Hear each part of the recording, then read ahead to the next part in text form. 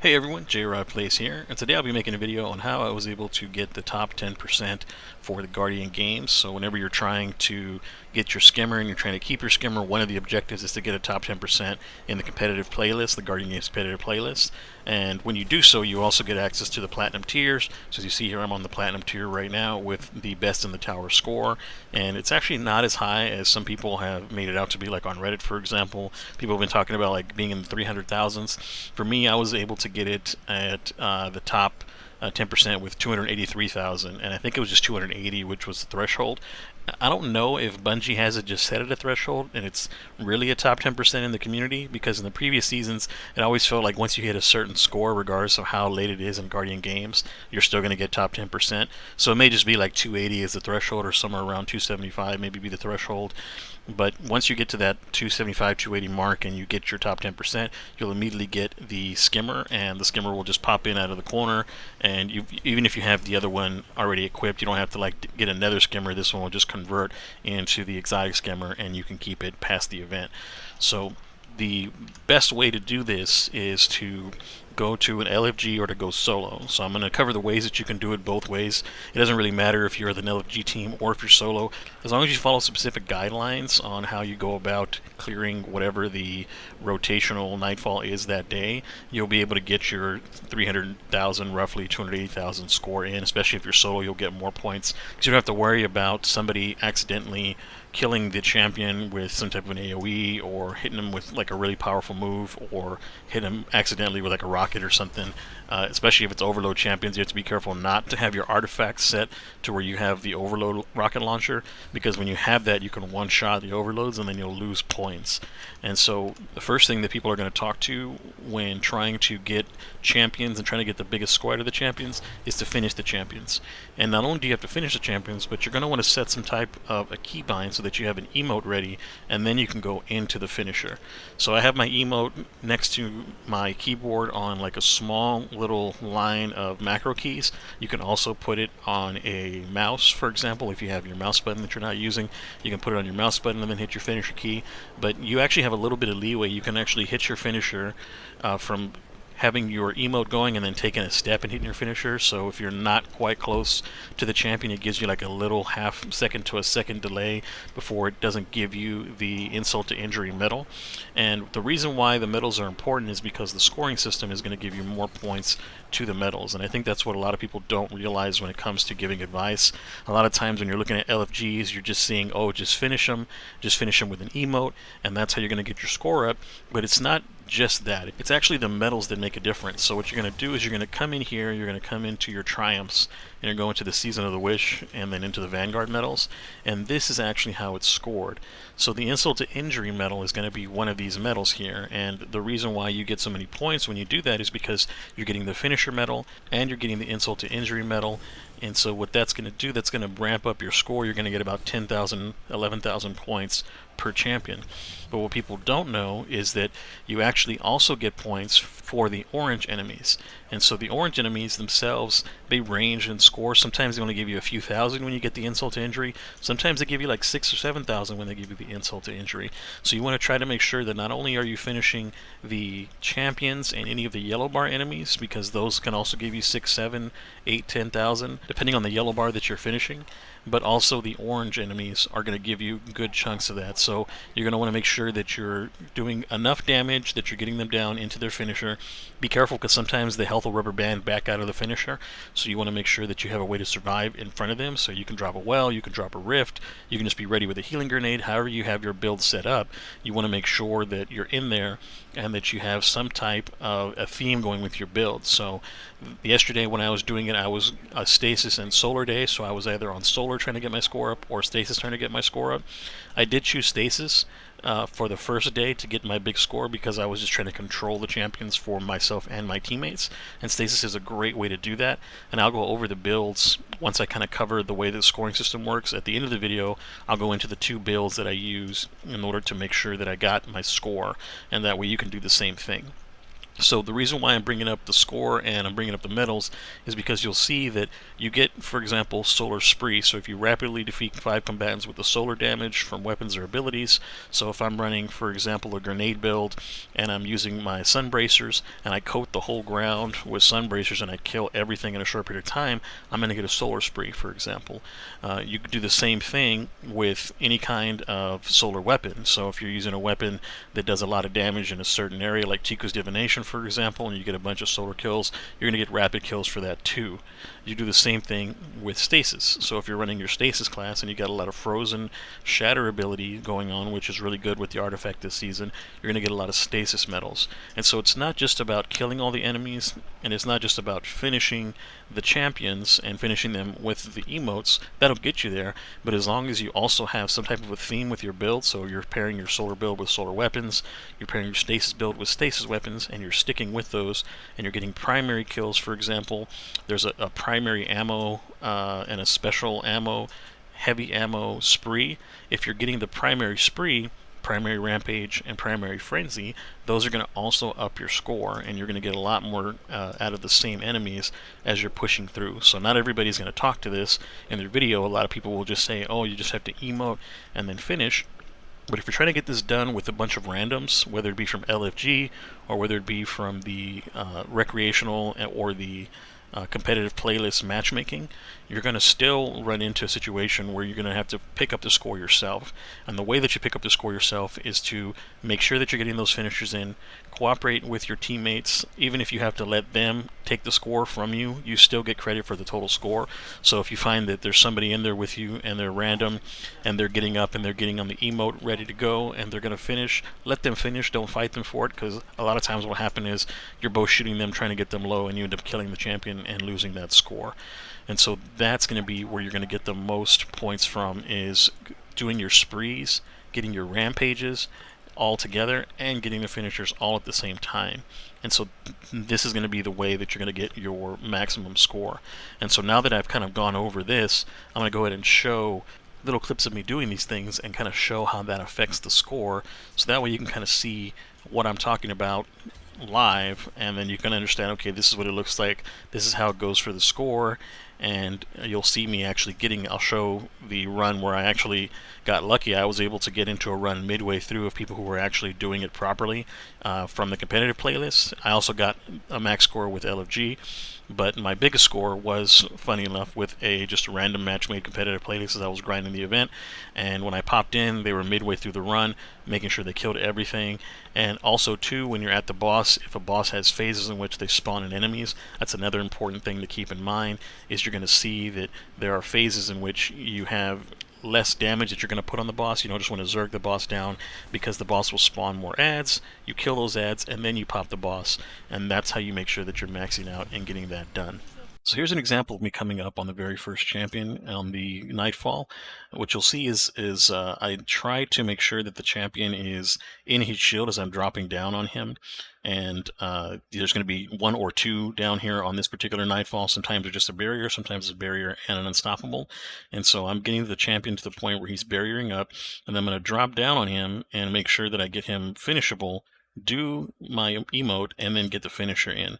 And as you see, if you look at the medals, I'm going to get 13,162, and I'm also going to get the insult to injury and the finishing touches stacking up on this particular boss.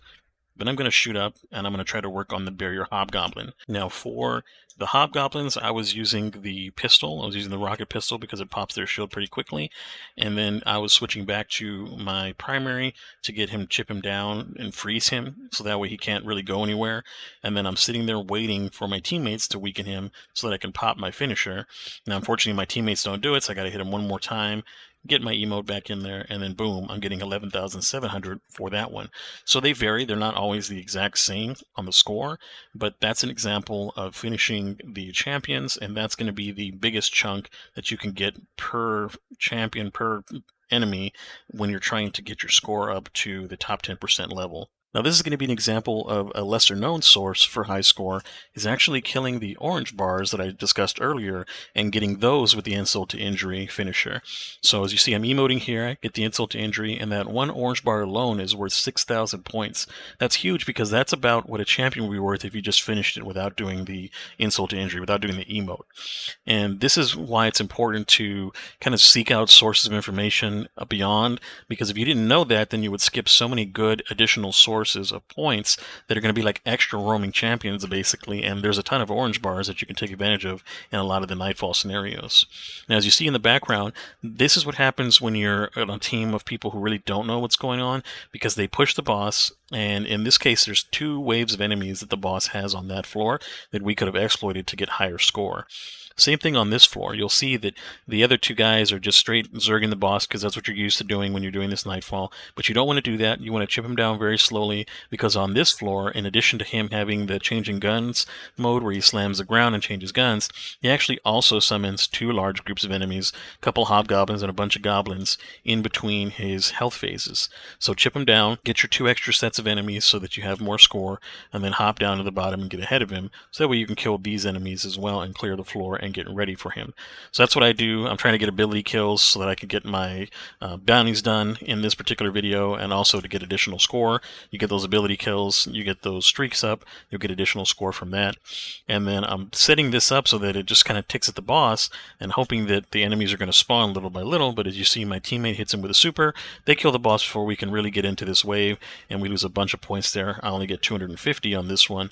Still get a platinum, which is fine. It was early on in the event for me, but in this case, getting that plat just allowed me to get the chest. I was not able to get the 10% score on this run, and that's why, because they zerged the boss down, and they also kind of messed up on some of the champions along the way.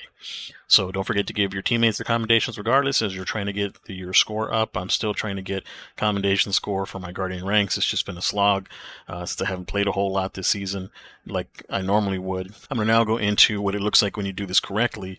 Here's an example of one of my higher scoring runs. This is going to be the first run in which I got the top 10% on that got me my speeder. And as you can see here, the other teammate also said don't melt the boss. And so that's kind of what we're doing here, is we're just taking our time where we're chipping away Protheon, so that way Protheon's health only spawns the next set of ads and doesn't push him into the shielded mode where he's going to drop down the phase. And so here's the next set of ads that we have.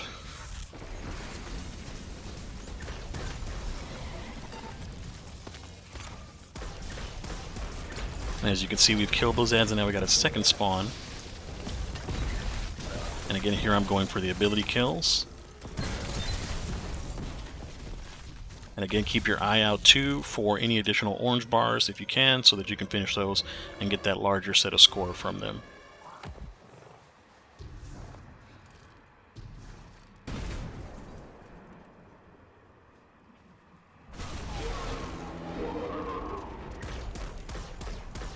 And so this is the section that you don't normally see when you're facing Protheon, because people do so much damage here, they just push him right into the next phase. Pro tip, if you're standing on one of these pillars and he slams the ground like that, you won't take any damage unless he's after shooting you with his weapon.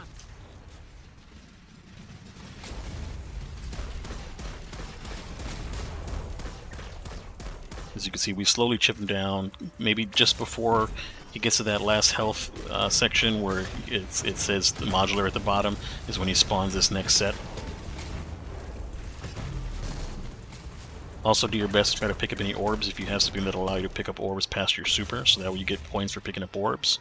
And now that we've gotten that particular group, we're going to go down to the next set.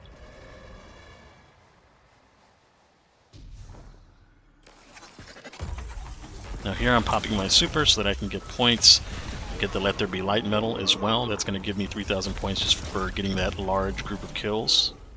And I'm just using my super to get his health down now that there's no enemies spawning currently and my teammates aren't shooting at him. Ideally they would have shot at him and got that first advanced spawn, that way I can get more kills with my super. And here's that first grouping. They're going to be on all sides.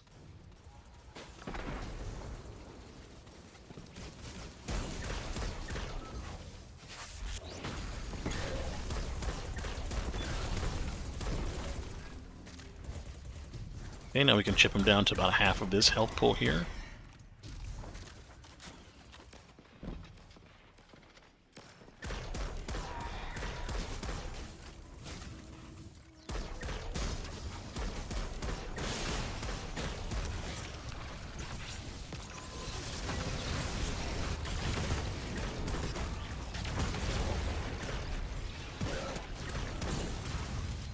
As you can see, I've got a scoped out medal as well and a primary spree medal, so that was 4,000 points just right there from getting all those kills in my primary. And now I'm going for a Let There Be Light medal if I can.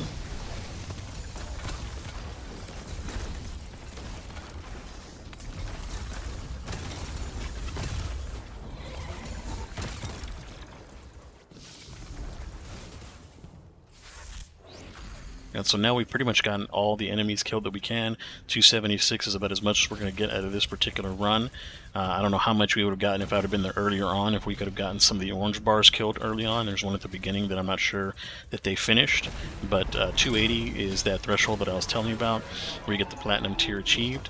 And then from here, I got this to also give me my speeder, and I'll switch over so you can see me getting my speeder, and to kind of get that additional confirmation that, hey, this is the threshold at 280 roughly is that threshold. And as you can see here, I'm pulling up the score that I have, showing that I have a top 10%. I also have top 10% in the Vying for Supremacy as well, and that was just something that I did in between picking up my medallion, so I was trying to knock out as much as I could early, and so I got my top 10% on the shoot to score, I got my top 10% in Vying, and then from there I went back to trying to grind on the Vanguard competitive, because that's going to be the most efficient way, and I'll show that in a different video, the most efficient way to grind through the event. Now this is going to be the build portion of the guide. As you can see, I'm going to start with the solar build. This is what I was rocking yesterday as I was grinding through the events, just trying to burn through them quickly and not really worrying about score, unless somebody was specifically trying to get the score. I always try to get a highest score as possible, though, because your cards actually depend on getting that higher amount of kills, which is going to give you that higher score. So I still ended up getting like 250 plus on most of my runs on my scores, but it wasn't so important to try to get to the 300,000 mark or 280,000 mark, for example. And so this is the Sunbracer build that I'm running, and I'm going with the Polaris Lance, a sidearm, and a heavy grenade launcher. And the reason why I'm doing a grenade launcher instead of like a rocket launcher is because a grenade launcher can do just enough damage that it'll chip down the champions, but it won't kill them. It'll leave them with enough where you can hit them a few times with your sidearm and then hit them with your emote finisher. So those are the weapons that I'm running. With the build itself, I'm just making sure I have plenty of heavy ammo. I'm going into the grenade build, so I'm doing heavy-handed, fastball, and bolstering detonation.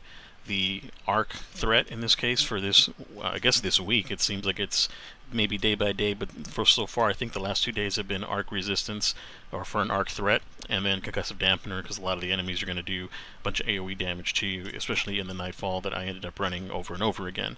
I got scavenger for when I'm picking up for heavy, for example, invigoration and bitter already.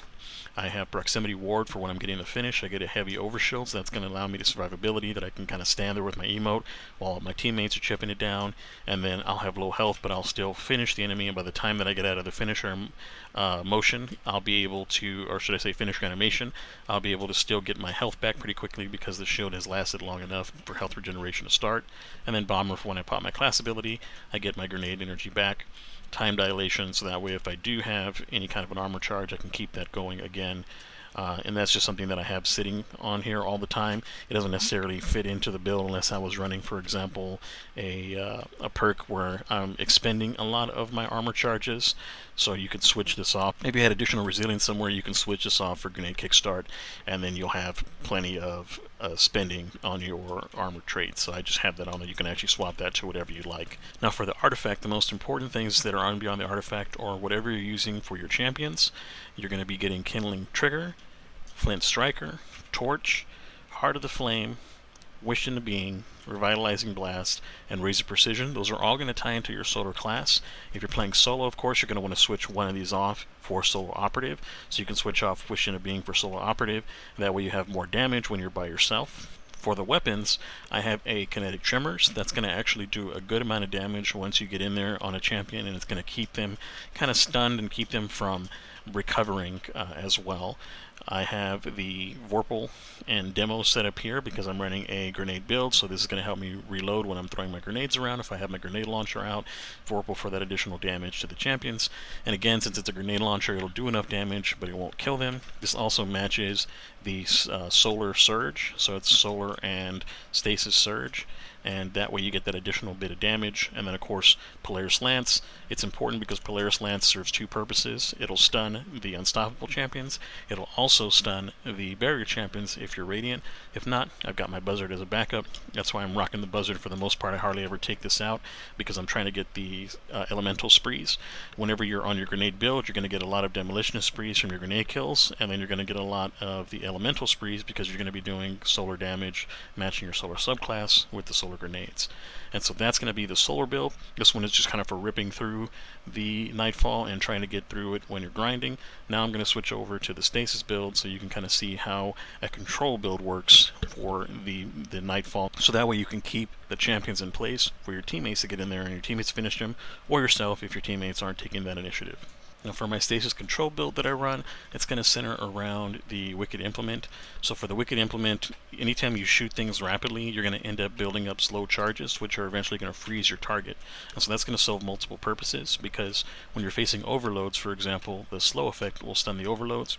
When you're facing unstoppable champions, the shatter effect after freezing them will then also stun them, so you don't have to worry about having something for unstoppables, because the Wicked Implement will eventually stop them from doing that, as well as running the grenades. So as you can see, I'm running the Osmiomancy gloves. That's going to give me 2 Cold Snap grenades, so I've got Cold Snap here, and then I have Glacial Harvest, which is going to be giving me shards to give me survivability, and Bleak Watcher. Now you can switch out if you don't need the survivability to Ice for Bolts, so that way anytime you do any kind of explosion damage, you'll end up getting more freezes off and getting more elemental damage. I ended up doing that as well after a few runs.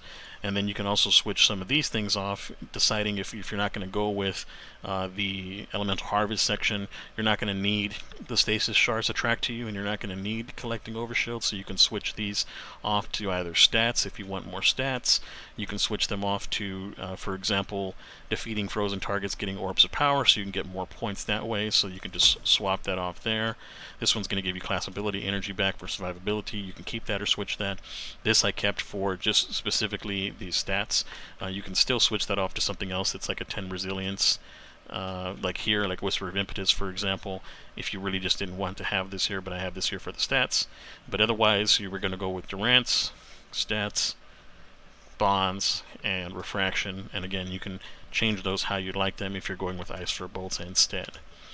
Now for the weapons and for the setup, you're going to see I'm using the rocket pistol. It doesn't matter what your actual perks are. I've got like a kind of a meh roll. I got Impulse, Amplifier, and Permeability. So I was just keeping it because any time you have one of these and you shoot the barrier champion once, it shields pops, and you can go back to Wicked Implement, or you can use your Crime Mutiny. With the Crime Mutiny, again, I've got Demolitionist and Vorpal. Demolitionist, of course, when I throw out a grenade, I can reload, and this also gives me grenade ammo back if I get kills with it. Now, for the armor that I have set up, you'll see here that I've specifically got it designed for the grenade regeneration. So I have Grenade Kickstart, I've got Impact Induction, I've got Harmonic Siphon, I've got Heavy Ammo Finder, I've got my Arc Resistance because that's the Arc Threat, Innervation, and Bitter already. And then if you're going to leave it to where you're getting the Stasis Shards, you're going to want to have Elemental Charge so you can get those additional armor charges in on top of collecting Orbs of Power, and then Time Dilation. If you go away from Glacial Harvest, you can switch this out for anything of your choice. I got Double Bomber as well because this is all about throwing as many turrets out there so that you can get as many freezes, so you can lock everything down, including the champions. And on the artifact, I'm going to lean into stasis as well. So since I'm using a grenade launcher, I got Blast Radius just to push things along. Of course, I've got all of the mods I need for the champions, as long as I switch weapons out to match. This is for Mentucane, and just in case I'm facing Taken or Scorn in any of the Nightfalls. I've got Torch, just in case I'm Radiant. I can get that additional damage because I'm strand debuffing things.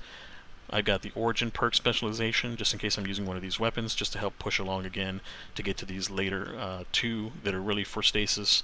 Wished into Being still works. Dragon's Bite, in case I break a shield using my primary weapon, I have a chance to freeze that combatant.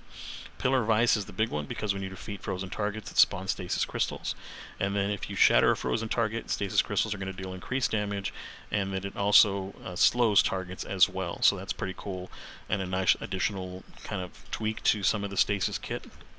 But mainly what your goal is going to be with this particular build is to slow things down, keep them in place, so that you can chip them down very slowly, very carefully, make sure that you don't lose a champion accidentally to some type of additional high bursty damage. When you're getting hit with a turret and the champion is not a threat to you, you just chip it down, get your emote ready, get your finish in, easy score, and it maybe takes an extra 5 minutes onto your run, but it's going to give you that additional benefit of getting that 300,000 score.